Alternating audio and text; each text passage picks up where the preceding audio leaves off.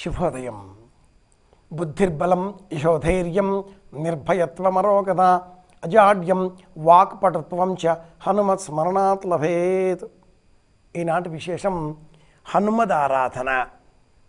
అట్లాగే ఆషాఢమాసం శుక్లపక్షం అష్టమి తిథి. ఈరోజు నుంచి సూర్య సంబంధితంగా ఆరాధనలు, చంద్ర సంబంధితంగా ఆరాధనలు విశేషంగా ఆచరించాలి అంటుంది సంప్రదాయం. ఈ మాసంలో మనం చాతుర్మాస్య దీక్షలను కూడా ఏకాదశి నుంచి ప్రారంభం చేసుకోబోతున్నాం. అలాగే అష్టమి నుంచి అష్టమి వరకు రిఫ అనబడే చంద్ర సంబంధితమైనటువంటి దోషం మనకు ఇబ్బంది కలిగించకుండా ఉండే నిమిత్తమై సూర్య ఆరాధన చేయాలి, శివారాధన చేయాలి, చంద్రుడిని కూడా ప్రత్యేకంగా స్తోత్రం చేయాలి అని కూడా సంప్రదాయం చెబుతుంది.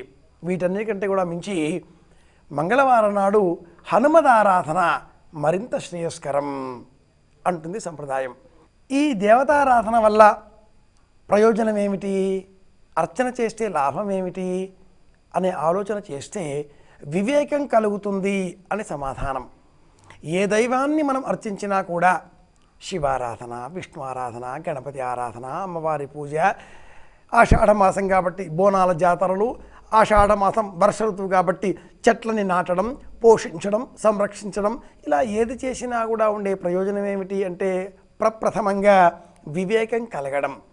ఇందువల్ల మనం బుద్ధి చాతుర్యంతో ప్రవర్తించగలుగుతాం. వేమన్న గారు ఒక వేదవాక్యం వంటి వాక్యం చెబుతారు. కానివాని చేత కాసు వీసం బిచ్చి వెంట తిరుగువాడు వెర్రివాడు, పిల్లి తిన్న కోడి పిలిచిన పలుకున విశ్వదాభిరామ వినురవేమ అంటారు. వాడెవడో పనికి మాలినవాడు అనుకుందాం ఒకడు. అలాంటి వ్యక్తికి తెలిసి తెలిసి తెలిసి తెలిసి మనం కొంత డబ్బు ఇంకేదైనా అందజేశాం భవిష్యత్తు పైన ఆశలతో. వాడు కానివాడు అని తెలిసినప్పుడు ఇవ్వడం మన అవివేకం. అది అధికారం కావచ్చు, డబ్బు కావచ్చు. ఇచ్చిన తర్వాత వాడి వెంట మనం తిరుగుతున్నాం. అప్పుడు వివేకం మనదా వారిదా? అప్పుడు మనం అవివేకులం అవుతాం. ఎలాంటిది అంటే అంటూ ఆ మహాకవి చక్కని ఉపమానంతో పూర్తి చేశాడు ఈ పద్యాన్ని. ఎలా అంటే పిల్లి తిన్న కోడి పిలిచిన పలుకునా అంటాడు. ఒక పిల్లి ఎక్కడో ఒక కోడిని పట్టేసింది, తినేసింది. అది మన పెంపుడు కోడి. ఆ కోడి కోసం మనం అంతదా కొక్కో అని వెతుకుతూ ఉన్నాం. అది కనిపిస్తుందా? ఎప్పుడో పిల్లి తినేసిందిగా. అలాంటి వివేకం మనకు కావాలి. మనలో ఉండే అవివేకం నశించాలి. జ్ఞానంతో, జాగరూకతతో, బుద్ధి చాతుర్యంతో ప్రవర్తించాలి. అందుకోసమే దేవతారాధన, అందుకోసమే అర్చన. ఈ అర్చనలో ప్రత్యేకించి ఆంజనేయ స్వామి వారిని ఈ మంగళవారం నాడు ఇలా స్తోత్రం చేస్తే ఇందువలన బుద్ధి చాతుర్యం మనలో పెంపొందింపబడుతుంది. అందుకే ఆయన ధ్యాన శ్లోకంలో బుద్ధి, బలం, యశస్సు, ధైర్యం, నిర్భయత్వం, అరోగం, రోగం లేకుండా ఉండడం, అజాడ్యం, జబ్బు వ్యాధులు లేకుండా ఉండడం, వాక్ పాటవం, మంచి వాక్ శక్తి, ఈ 8 లక్షణాలు పెంపొందింపబడతాయి అంటుంది సంప్రదాయం. ముందు బుద్ధి, చివరిది వాక్ చాతుర్యము. బుద్ధి సక్రమంగా పనిచేస్తే వాక్కు సక్రమంగా ఎదుటివారికి అర్థమయ్యే విధంగా మనం వెలువరించగలుగుతాం. ఈ రెండింటి మధ్య సమన్వయం కోసమే మిగతా 6 బలాలు, గుణాలు, చాతుర్య శక్తులు, ధీశక్తులు అన్నీ కూడా. ముందుగా సర్వప్రథమంగా ఉండవలసింది బుద్ధి.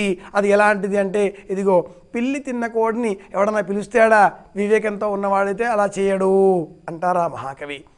కనుక మనం మాస నియమాలను అనుసరించి ఆషాఢమాసంలో అమ్మవారిని స్తోత్రం చేసిన, వార నియమాన్ని అనుసరించి ప్రత్యేకంగా ఆంజనేయ స్వామి వారిని స్తోత్రం చేసిన, అలాగే అష్టమి తిథి కనుక తిథి నియమాన్ని అనుసరించి శివారాధన చేసిన, ప్రత్యేకించి చాతుర్మాస్య వ్రత దీక్షలు ప్రారంభం కాబోతున్న సంరంభ వేళన సూర్యారాధన చేసిన, ఏ దేవీ దేవతా స్వరూపాన్ని మనం తలుచుకున్నా కూడా అన్నింటికీ కూడా ఉండే ప్రయోజనం ఒక్కటే, దైవం ఒక్కటే. ఆ దైవాన్ని వివిధ నామాలతో మనం కొలుచుకుంటూ ఉన్నాం.